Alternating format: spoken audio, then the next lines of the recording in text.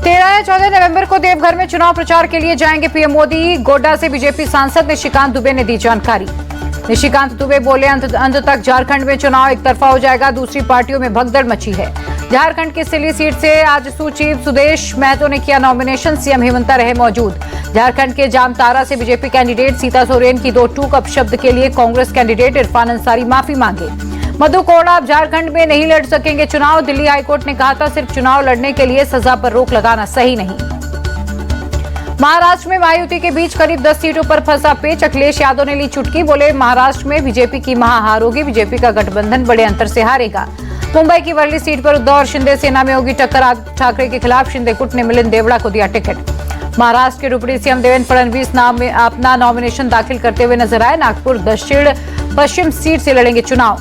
Nomination file करने के बाद बोले डिप्टी सीएम देवेंद्र फडणवीस, कहा आरक्षण विरोधी है कांग्रेस। बीजेपी के रहते हुए आरक्षण खत्म नहीं होगा।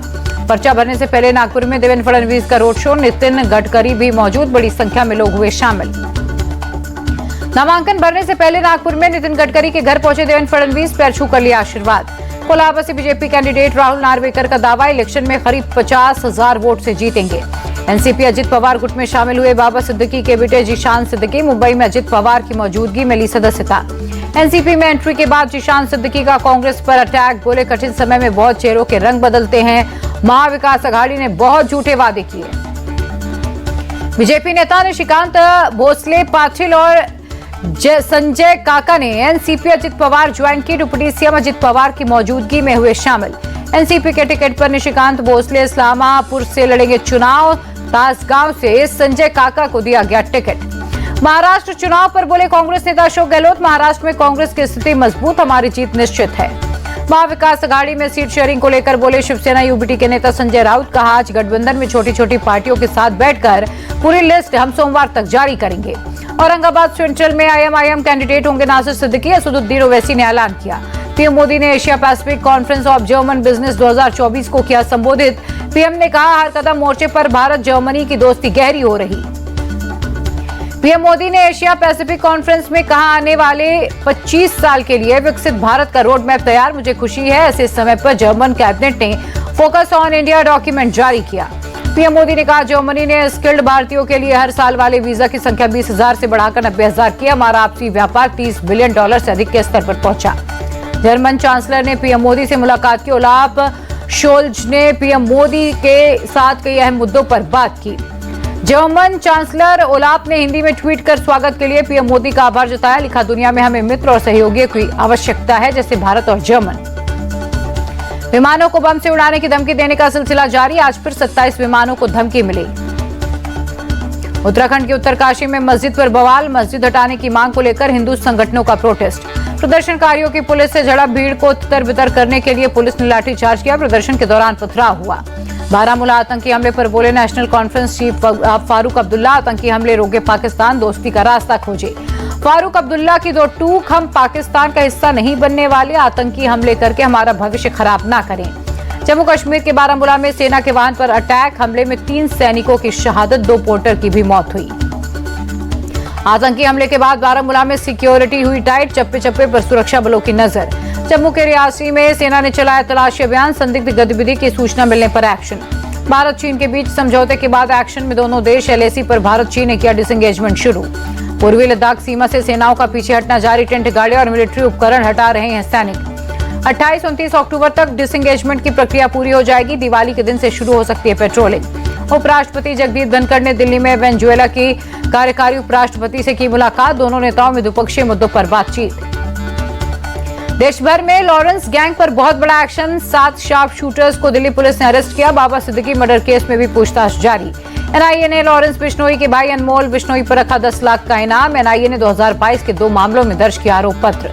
यूपी के डिप्टी सीएम केशव प्रसाद मौर्य ने सपा पर निशाना साधा। ट्वीट कर बोले, सपा का पीडीएफ फर्जी है। यूपी उपचुनाव पर बोले डिप्टी सीएम केशव प्रसाद मौर्य, जनता ने एसपी के साइकिल को पंक्चर करने का मन बनाया। बीजेपी अभी भी 9 की 9 सीट लाएगी। अखिलेश यादव का केशव मौर्य पर पलटवार, कहा वो खुद फर्जी हैं। यूपी उपचुनाव पर बोले अखिलेश, सपा और कांग्रेस मिलकर बीजेपी को हराएंगे। महाराष्ट्र चुनाव में महायुति की महाहार होगी, अखिलेश यादव का दावा। बटोगे तो कटोगे स्लोगन पर बोले अखिलेश, बीजेपी के पास महंगाई बेरोजगारी जैसे मुद्दों पर जवाब नहीं होता तो ऐसे स्लोगन दे देते हैं। यूपी में अन्याय और जंगलराज का बोलबाला है, एकजुट होकर एनडीए को हराएंगे, यूपी कांग्रेस चीफ अजय राय का बयान। बिहार उपचुनाव पर बोले आरजेडी नेता मृत्युंजय तिवारी, चारों सीटों पर एनडीए का सुपड़ा साफ होगा, जनता तेजस्वी यादव के मॉडल के साथ है। बिहार उपचुनाव पर बोले जेडीयू नेता नीरज कुमार, विकास के काम पर चुनाव में मांगेंगे वोट। हरियाणा कांग्रेस के विधायक विनेश फोगाट बोली, विधानसभा में जनता के मुद्दे उठाऊंगी, सत्ता पक्ष और विपक्ष को मिलकर विकास का काम करना चाहिए, विनेश फोगाट का बयान। हरियाणा विधानसभा में नए विधायकों का शपथ ग्रहण, सीएम सैनी, मंत्री अनिल विज ने ली शपथ। राजस्थान के पूर्व सीएम अशोक गहलोत बोले, प्रदेश का विकास ठप हो गया, सरकार विकास पर फोकस करे। राजस्थान में समय पर पेंशन नहीं मिल रहा, छात्रों को स्कॉलरशिप नहीं मिल रही है, अशोक गहलोत ने मुद्दा उठाया। राजस्थान कांग्रेस चीफ गोविंद डोटासरा का दावा, उपचुनाव में 7 सीट हम जीतेंगे। एमपी के बुधनी सीट से बीजेपी कैंडिडेट रमाकांत भार्गव ने किया नॉमिनेशन, शिवराज सिंह चौहान मौजूद रहे। रमाकांत भार्गव के नॉमिनेशन पर बोले सीएम मोहन यादव, भारी बहुमत से जीतेगी बीजेपी। बुधनी के लोग बीजेपी का परिवार हैं, हर घर पर बीजेपी का झंडा, केंद्रीय मंत्री शिवराज सिंह चौहान का बयान। श्रीनगर में बारामूला के सांसद इंजीनियर राशिद का समर्थकों के साथ प्रदर्शन, दरबार मूव की बहाली की मांग की। हिमाचल प्रदेश के सीएम सुखविंदर सिंह सुक्खू ने हिमाचल निकेतन का निरीक्षण किया, दिल्ली में हो रहा हिमाचल निकेतन का निर्माण।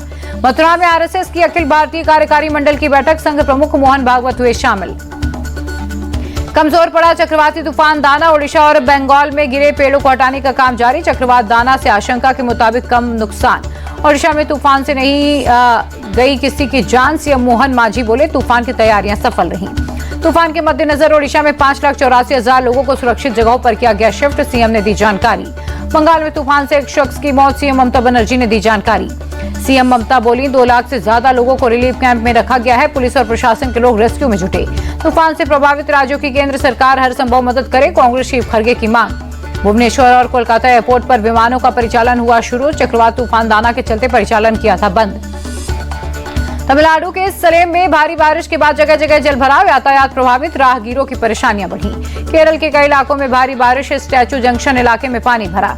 दिल्ली के कई इलाकों में बहुत खराब शेडिंग पहुंचा air quality index, India Gate के पास दिखा स्मॉग। दिल्ली के अक्षरधाम इलाके में स्मॉग की परत देखने को मिली, 300 के पार पहुंचा एयर क्वालिटी इंडेक्स। यमुना नदी में बढ़ा प्रदूषण का जलस्तर, दिल्ली के कालिंदी कुंज इलाके में यमुना में दिखे सफेद झाग। तमिलनाडु के वेल्लोर में इंजन से अलग हुए विवेक एक्सप्रेस के डिब्बे, कपलिंग टूटने की वजह से हादसा हुआ। आंध्र प्रदेश के लीला महल सेंटर के 3 होटलों को बम से उड़ाने की धमकी, जांच के दौरान कुछ भी नहीं मिला।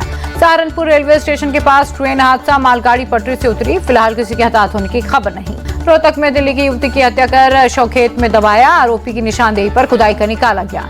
करवा चौथ वाले दिन प्रेमी से मिलने गई थी युवती, दिल्ली पुलिस ने 2 आरोपियों को किया गिरफ्तार, ग्रामीणों का आरोप युवती का प्रेमी मुस्लिम है। कर्नाटक के शिवमोगा में एक ट्रैफिक कांस्टेबल को कार के बोनट पर घसीटा गया, पूरी घटना एक राहगीर के मोबाइल में रिकॉर्ड हुई। पुलिस ने मामला दर्ज किया, आरोपी की हुई पहचान, जल्द पकड़े जाने का किया दावा। टेस्ट क्रिकेट में रोहित शर्मा के नाम शर्मनाक रिकॉर्ड दर्ज, रोहित शर्मा 34वीं बार 0 पर हुए आउट। साउथ अफ्रीका ने पहले टेस्ट में बांग्लादेश को 7 विकेट से दी शिकस्त, 2 मैचों की सीरीज में साउथ अफ्रीका 1-0 से आगे। बांग्लादेश ने साउथ अफ्रीका को जीत के लिए 106 रनों का दिया टारगेट, साउथ अफ्रीका ने 3 विकेट खोकर हासिल की जीत। वर्ल्ड टेस्ट चैंपियनशिप की अंक तालिका में साउथ अफ्रीका चौथे नंबर पर पहुंचा, साउथ अफ्रीका की जीत का प्रतिशत 47.62 रहा।